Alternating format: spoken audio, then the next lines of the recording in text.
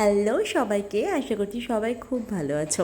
আজ তোমাদের সঙ্গে একটা ডল কেকের ডেকোরেশন শেয়ার করি। চলো, এই যে ডেকোরেশনটা তোমরা দেখতে পাচ্ছ, এটা কিন্তু কোনো রকম কোনো এফোর্ট ছাড়াই তোমরা বানিয়ে ফেলতে পারবে।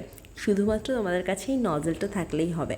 এই নজলটা অ্যাকচুয়ালি যে ওয়েভ ডিজাইনটা, এটা না আমাদের সবার কাছে, মানে যারা আমরা কেক বানাই তাদের কাছে বেশ পছন্দের একটা ডিজাইন, প্লাস কাস্টমারদের কাছেও তাই। এই ডিজাইনটা খুব নিট অ্যান্ড ক্লিন হয়, সেই কারণে কাস্টমাররা সবাই কম বেশি এই ধরনের ডিজাইনটা পছন্দও করে।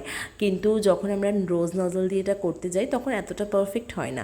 তাই যারা তোমরা প্রথম কাজ করছো, নতুন নতুন কাজ করছো, তাদের কাছে যদি এই ধরনের একটা নজল থাকে, তারা কিন্তু খুব সহজেই এই সুন্দর ড্রেসটা বানিয়ে ফেলতে পারবে, আর কোন রকম কোনো মানে এক্সট্রা এফোর্ট ছাড়া বানিয়ে ফেলতে পারবে। এখানে আমি রেড কালার দিয়ে ডলের গায়ে জামাটা করে নিয়েছিলাম। ফুল লুকটা কিছুটা এইরকম ছিল। তোমরা সবাই জানাও কেমন লাগছে, আর ভালো লাগলে প্লিজ একটা লাইক করে দিও, চ্যানেলটাকে সাবস্ক্রাইব করে দিও।